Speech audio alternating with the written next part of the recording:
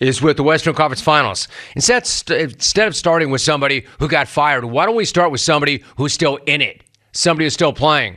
Why don't we start with the Car Flag Nation? Why don't we start with Mile High Country? Man, I love that matchup. Love the Western Conference Finals matchup. And it gets underway this evening. Seriously, the fans deserve this. The fans have earned this. The fans fought their collective asses off for this. The fans had to suffer through 82 regular season games, all of the load management bullcrap, all of the bad officiating, all the nut taps, all the off-court drama. Thank you, Alvin. I said nut taps. Thank you, Alvin. Did I mention all the nut taps? So this is their reward. They earned it. Great matchup. Couple of heavyweights with a trip to the finals on the line. You can't ask for much better. I mean, what we have here is the team that has been the most dominant team in the West all season long and throughout the postseason, facing off against maybe the best team in the West since the All-Star break, with the highest-rated defense in the playoffs. And we know the Alphas are going to be out there for this series, provided they could stay on the court. No names mentioned. Anthony Davis. The Alphas, though, will be out. Good, baby? What's good, AD? AD, LeBron. In that order, by the way. AD, LeBron, Jokic, Jamal Murray, Darvin Ham even, v. Michael Malone. Love me some Michael Malone. What I'm talking about here is a conference finals that is Goliath v. Goliath. Let's be very clear about this. This is what this is. This is not your typical 1v7 seed. That's not what that is. Don't get that twisted. Because once again, since the All-Star break, the purple and gold Titanic has risen into the purple and gold Boeing 747. Rising high as hell in the sky with the best record in the West thanks to the ultimate roster makeover by Rob Pelinka. Car Flag Nation, fired up and peaking after getting rid of the Warriors. I mean, I got home from Wisco Sunday night. As soon as I landed, walking out of the airport, there was nothing but purple and gold car flags flapping in the wind. All that stands between Car Flag Nation and a shot at yet another banner is the team that has been the most dominant team in the West and led by their two-time MVP and right now the best player in the world. I mean, that's not some crazy over-the-top hot take. The Joker is the best player in the world right now. Very bad man. A bad man coming off averaging a 30-point triple-double in the second round. The bad man that has taken this postseason by the NAD and has shut up all the critics, all the haters, all the naysayers, the question whether or not this guy could perform in the postseason and make a legitimate deep run outside the bubble. I mean, such a bad take anyway. Such a bad take anyway. The guy already had a couple of MVPs and could have very easily gone back to back to back. I mean, yeah, I was the one who said that Joel deserved to win it. I wouldn't take that back. He did. But I would not have had any issue whatsoever with the Joker going back to back to back. So this is all to say, Car Flag Nation, I know I am bumping amongst all of you, but I want to warn you again, the next four are going to be the hardest four, especially with home court advantage up in the rarefied air. You know that air hits differently. We know the energy. We know the Nugs home crowd and the energy and hostility they bring. It's going to be an all-out brawl. It should very well be a 12-round all-out brawl. Haymakers the whole time. Probably will go to the distance. And one more thing about the Joker. I want to go back to that for a minute. I want to go back to the Joker and all those idiotic takes, the moronic takes on this guy. I mean, was it me or did some idiot hot takers finally give this guy the proper respect that he had long ago earned after the Nuggets beat the Suns? You know, the dude that most people listening, most rational people watching already knew was a generational offensive basketball talent. A one-of-one point center, if you will. Something that arguably the game has never seen. And he finally gets the takers to give him some bleeping credit. I mean, for real. For real. Anyway, I know takers. I know your deal. If this guy does not repeat that same 30, damn near 12, and almost 10, then he's just garbage. He's just crap. I know how it works. The hell with that guy putting up 5 bleeping triple doubles in the first 2 rounds. He's ass again if the Nuggets lose.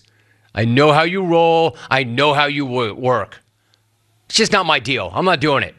I'm not looking for cheap clicks. Man, I'm just looking at what I see. And what I see is a generational talent. I don't see ass. Nothing to prove to me. I already saw it. I already believed it. This guy's incredible. And he's gone next level. Clones, let me be honest. Let me be honest. And I don't want this, I'm talking about you Laker clones, by the way. I don't want this rushing to your heads. But in terms of the matchup itself, it's almost too close to call. It's a coin flip. I'll be straight. I'm going to bet this series. Because I bet all the series. But I've not yet gotten down. I haven't bet it yet. It's that close to me. I think it comes down to this. If Anthony Davis is on the floor all series and is actually Anthony Davis, even more importantly, Anthony Davis on both ends, then I think the Lakers win this series. I do. If AD, however, is every other day AD, then they lose. Like back in 2020, the Lakers bullied the Nugs because they were able to relentlessly throw bodies at the Joker and wear him down. This is what AD needs to do this series, but he's not going to have help. Not like he did back then. There is no Dwight Howard walking through that door to help rough up the big fella and use his 6 fouls. And by the way, the Joker now is not the Joker of 2020. He's so much better. He was good then. He's like otherworldly now. No, AD's not going to get that help. The onus is on AD. The Joker is going to get his. We know this. You just can't let him get all of his. You can't let this guy go for 30 plus and a triple dub every single night. That happens, the Lakers have no chance. Make somebody else beat you. And I'm not saying they don't have other guys that can't beat you. They do. But make somebody else beat you. Let Jamal Murray prove that he, in fact, is back. So, AD, not to put more pressure on you because I don't know you like that, but the series is on you, AD. The moment is yours for the taking. All you have to do is outduel the best player on the planet right now. And as for your old pal LeBron, as great as LeCap is, and maybe the greatest of all time, the dude is 38. He's got to play the majority of the series up in the mountains, in that rarefied air, in that high altitude. It's going to be tougher for him to turn around and get his body right and get back right for the next game. Credit. He's been able to do it so far in the playoffs. But what he's done, despite what he says, is pick and choose his moments carefully and brilliantly. Again, I don't care what he says. He's been conserving his energy, and he should, but he's going to need every last ounce of it in this series. And he's going to have to play at his highest level and maybe do it for 7 games just to get back to the NBA Finals. This is why I'm saying the next 4 are the toughest 4. I guess what I'm saying is this. This is a long way of saying AD and LeBron's best probably do beat Denver's best. But those two have to bring their very best every single night for them to win. Because they have not dealt with anybody yet like the Nugs. And not just this postseason, but probably since the two of them came together in LA. Once again, if you're things like, so Rome, what the hell is it? What are you saying? Right. The proverbial coin flip. It's that close. That tough to call. Or to quote a famous caller from New York, I can't call it, man. I can't call it, man. But I will before they tip. I'll bet the series. I will. I just haven't yet. That's how close it is. So what I'm looking for are both Laker fans and Nugget fans to get the hell up in here and call your shot before the tip. Just like I'm going to get down before they tip. Who you got? Does LeCap have one more ring in him? Or is Denver now the team to beat? Not just in this series, but overall. Every series in the playoffs, the Lakers have had a guy on the opposing team go brain dead or worse. Think about this. One last thought before I go to break. The Lakers have been great. I'm taking nothing away from them, but they have had some help, right? Every single series, they've had somebody go brain dead. A team or a guy or guys.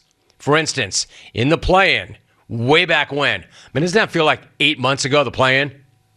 In the play-in with the T-Wolves had two guys go brain dead. Jaden McDaniel went fist to concrete and took an L. Rudy Gobert went fist to Kyle Anderson's face and took a seat from home. You had that. Then you had the Grizz. You had Victor Brooks. Not going to rehash all of that, but he was the original NBA dumb boy. I've heard of NBA young boy, but you NBA dumb boy. Kwame, if you need him. Then you had Golden State. Frankly, Jordan Poole chose the worst time to have his worst couple of games. The dude transformed from Jordan Poole, young up-and-comer, and future Splash Brother, to Jordan Grotto, where the only things splashing around are dead rats. I just don't think that Denver is going to give the Lakers any advantage like that. They're too good. They're too deep. They're too well coached. And did I say they're too good? One last huge key. One more stat. Although I do expect this to be a long series, there's a damn good chance that we may actually know the winner after tonight of the series. Take this for data. Take this for data. LeBron has won 20 straight series. 20 when winning game one. That is an insane stat. In fact, LeBron is 29-2 overall when winning game one in his career. So, and especially at this age, you know how important that is to him. You know damn well he knows that. And the Lakers will do everything in their power to rip the first game and the home court. Just as you know damn well the Nuggets are well aware of that stat. An amazing stat. 29-2 when he and they win the first game. So once again, who you got? Who you got? Who you got? Please like, comment, and subscribe, and hit the bell to be the first to know when we do upload a new video.